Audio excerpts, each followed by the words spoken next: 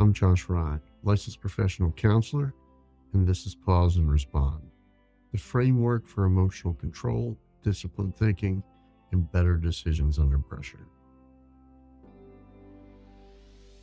Have you ever sent a text and then spent the next 3 hours wondering if someone is upset with you? Not because they told you they were, but because they took longer than usual to respond. Maybe their message felt short. Maybe they simply replied okay. And somehow your mind filled in the rest of the story. Questions like, did I say something wrong? Are they upset with me? Did I hurt them? Is something changing between us? Now, nothing actually happened, but your nervous system responded as though the relationship was already in danger. Have you ever noticed that? I don't think that's unusual. I think it's incredibly human. Because for many people, the hardest part of saying no isn't the conversation itself. It's surviving what they imagine happens afterward. The silence, the disappointment, the possibility that someone might think differently about them. Notice where your mind goes. Not toward the word no, but toward what no might cost. Maybe you said yes when every part of you wanted to say no. You agreed to that additional project, to that additional favor, added another commitment. You answered the phone when what you really needed was quiet. You rearranged your schedule, not because you had capacity, but because disappointing someone felt heavier than disappointing yourself. I'll think about that again. Because disappointing someone felt heavier than disappointing yourself. Because many of us have become remarkably skilled at carrying our own disappointment, if it means avoiding someone else's. I don't think saying no is primarily a communication problem. I think it's an emotional safety problem. Not because someone else's disappointment is dangerous, but because our nervous system has quietly learned to treat it that way. There's an important distinction here. Discomfort isn't the same as danger. Someone can be disappointed without the entire relationship being threatened. Someone can disagree without completely leaving. Someone can feel frustrated without loving you any less. But if your nervous system learned to treat those experiences the same, every difficult conversation begins to feel like a risk to your belonging. I'd like to introduce a phrase that I think explains why so many people experience borrowed safety. Borrowed safety is what happens when your sense of emotional security depends on everyone around you being okay. If they're happy, you feel settled. If they're upset, your body immediately goes on alert. You start explaining, fixing, apologizing, overthinking. Not because you've consciously decided to, but because somewhere along the way, your nervous system concluded that if they're okay with me, then I must be okay. Now that is an exhausting way to live, because your peace is constantly being determined by emotions you don't actually control. Now, children are remarkable observers. When relationships around them feel uncertain, they rarely ask what's wrong with the adults. Instead, they quietly ask, what do I need to become to keep this relationship safe? Now, sometimes that answer becomes achievement. Sometimes it's perfection. Sometimes it's becoming the helper, or maybe even invisible. And sometimes it becomes never disappointing anyone. Now, no child consciously chooses those strategies. They simply discover what seems to keep connection intact. Then they carry those conclusions into adulthood, long after the environment that shaped them has changed. I've had to tell clients, I wasn't even sure they were upset. Think about that. They were certain there wasn't an argument, no one raised their voice, no relationship ended, and yet their body responded, as though loss was already occurring. They replayed the conversation, rewrote text messages, mentally searched for possible mistakes, went ahead and prepared apologies for offenses they weren't even sure existed. Notice how exhausting that is. Not because something happened, but because your mind is trying to solve a problem that it doesn't even know it exists. That's where so much anxiety lives. Now, here's something I'd like you to consider. What if someone else's disappointment isn't actually your emergency? What if disappointment is simply part of what honest relationships look like? Two people can care deeply about each other and still want different things. Two people can love each other and still hear the word no.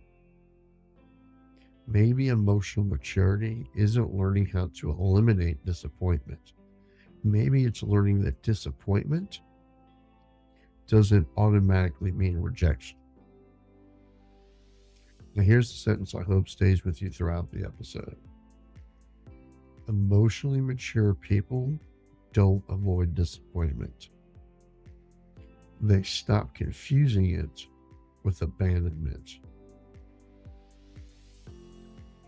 Because if disappointment has always felt like the beginning of losing someone, of course setting boundaries feels frightening. Of course, the potential of being honest feels risky. Of course, saying no feels heavier than it really is. In that context, the boundary isn't the problem. The problem is the story your nervous system has attached to it. So before we talk about healthy boundaries or better communication or learning to say no, I think we have to answer a much deeper question. When did someone else's disappointment start feeling like evidence that you were no longer safe? Because maybe the goal isn't becoming someone who never disappoints people. Maybe the goal is becoming someone who trusts that honest relationships can survive disappointment. Because love that requires constant agreement isn't really asking for honesty. It's asking for performance. And I think that's where our conversation really begins.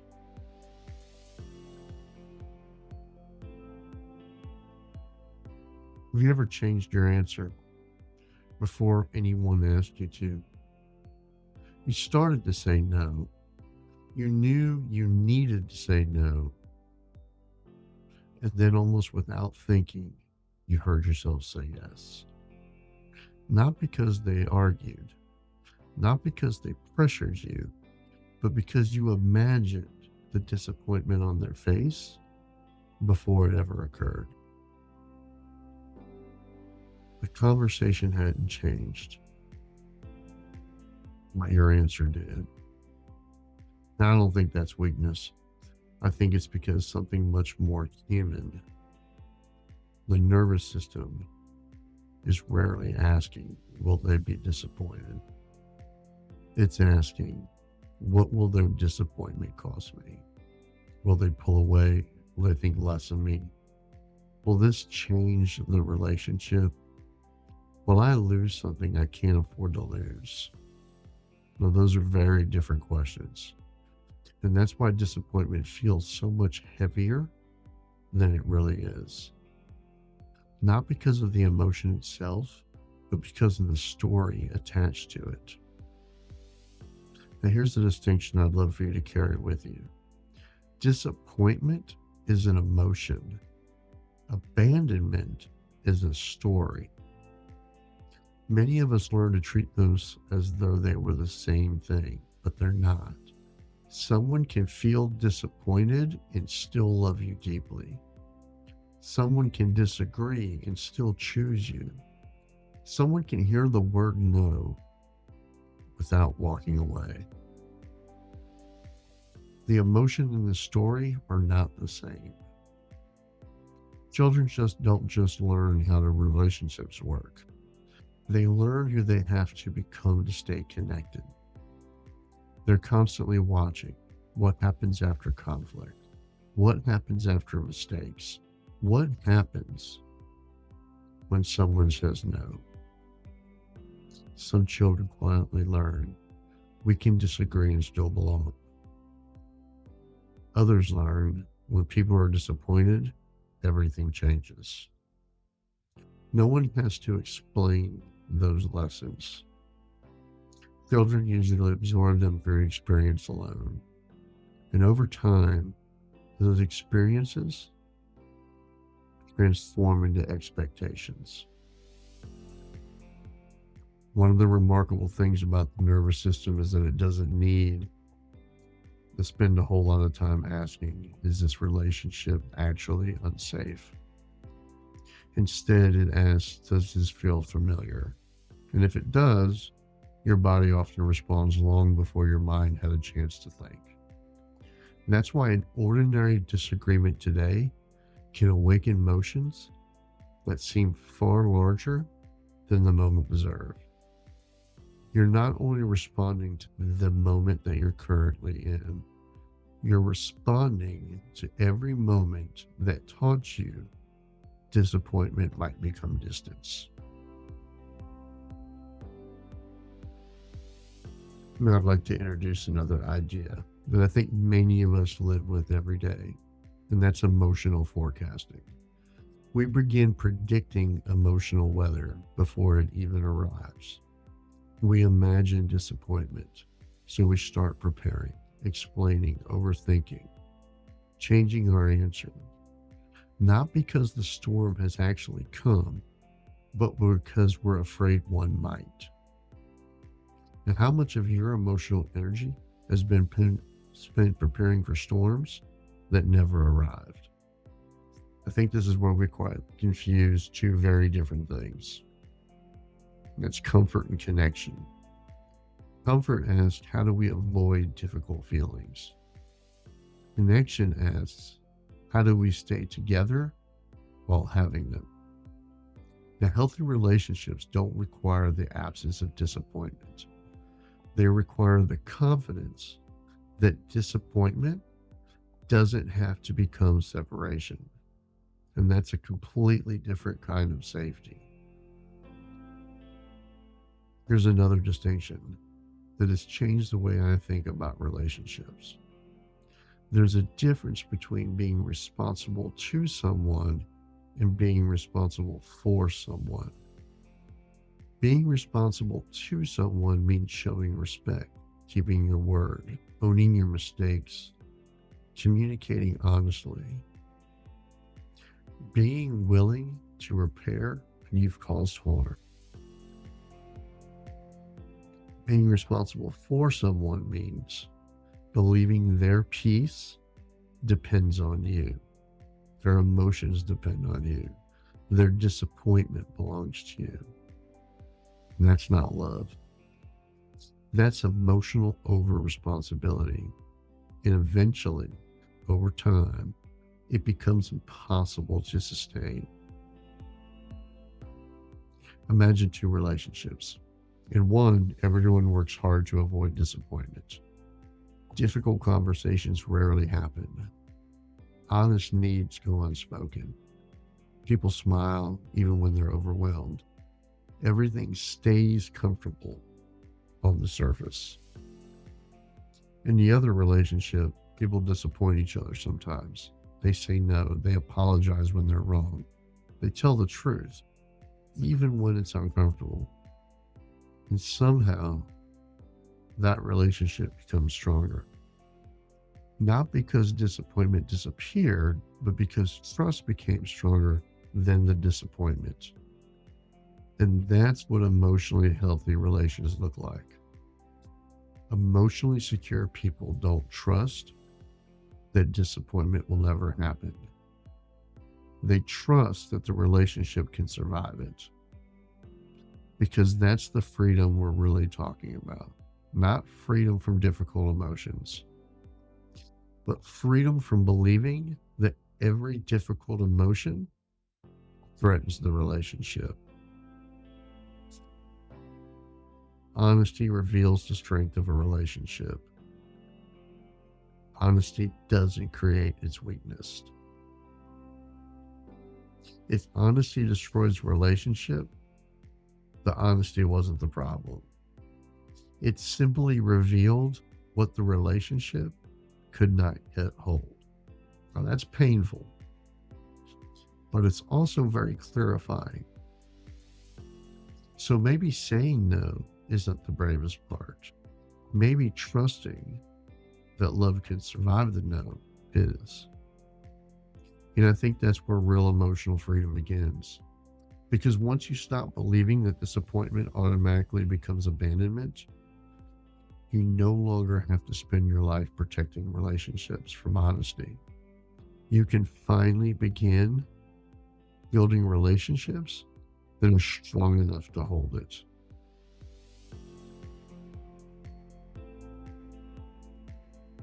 Now imagine waking up tomorrow and no longer feeling responsible for protecting everyone from disappointment. Just imagine that.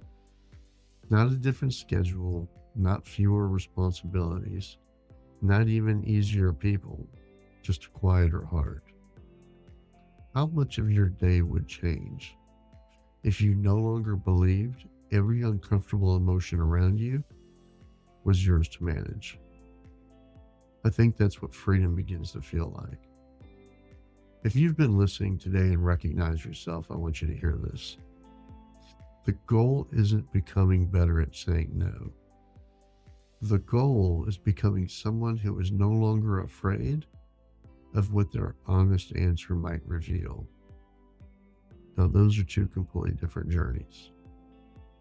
One teaches communication. The other transforms the way you live. Imagine two parents receiving the same request from their child. Two friends receiving the same invitation. Two business owners being asked to take on one more commitment. The conversations sound almost identical. One person says yes, while their stomach quietly fills with resentment. The other pauses, smiles, and says, I wish I could help you, but I can't commit to that right now. Same request, different nervous system. One is trying to protect the relationship from disappointment. The other trusts the relationship to survive the honesty.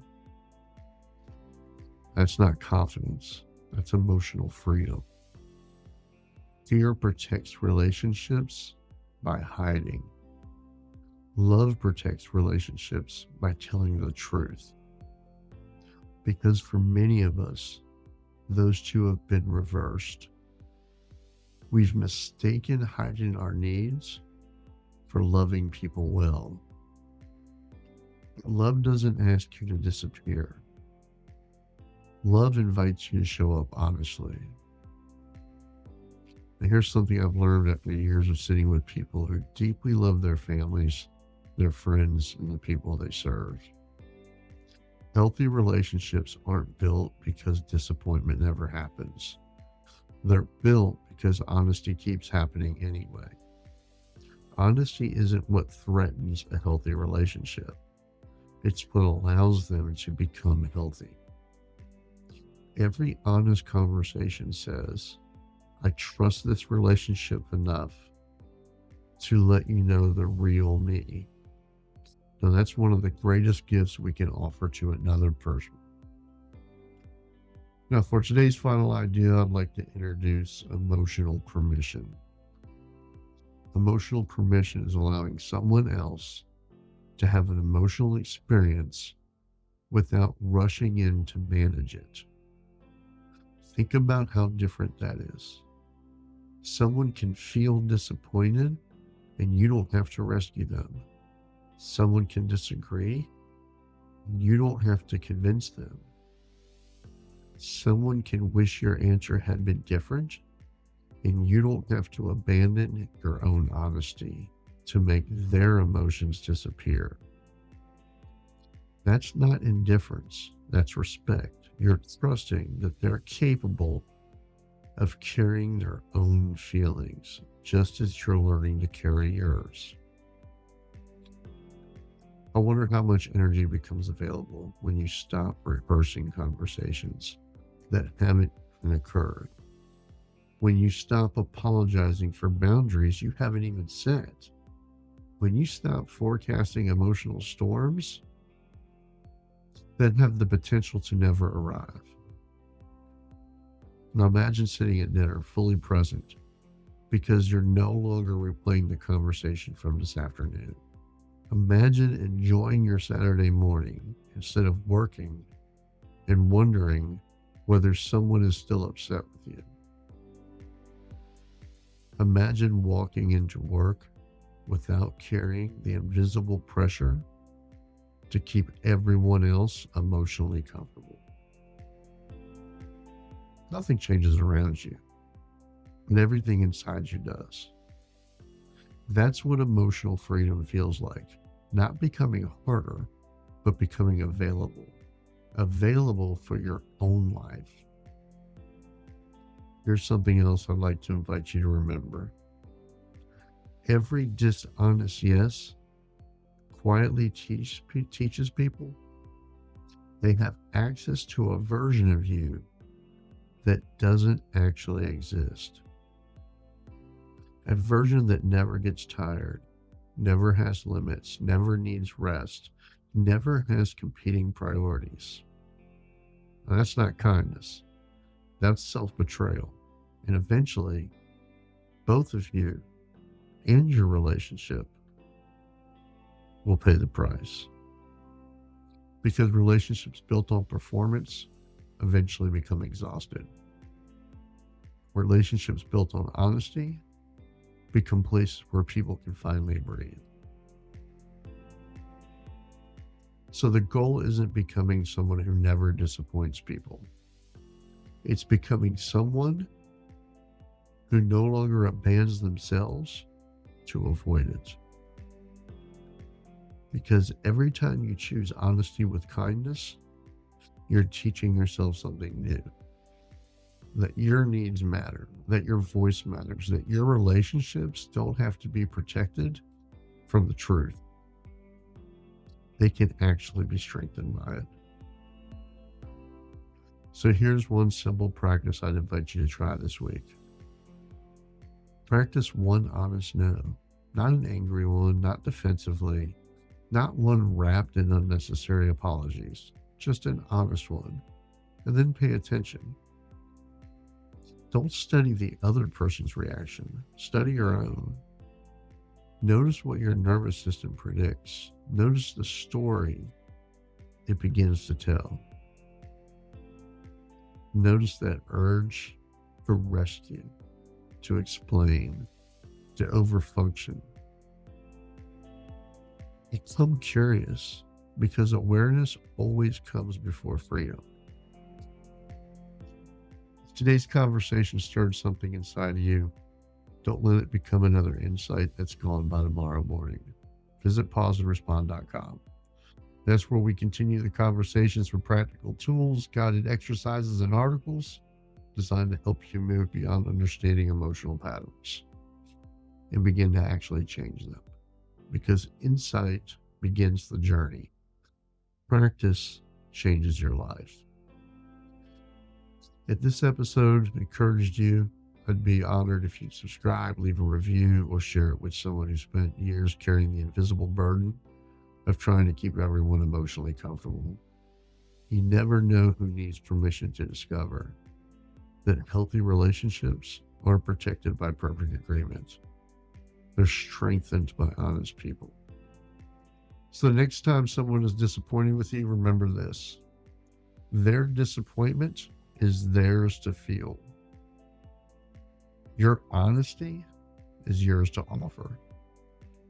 Healthy relationships need both. Every honest no protects a more meaningful yes. Yes to your values, your health, your family. A yes to living a life that no longer is driven by fear, but guided by truth. Because freedom isn't found in becoming someone who never disappoints people. Freedom is found in trusting that real love was never asking you to perform in the first place. I'm Josh Rod, and this is Pause and Respond. Less reaction, more choice.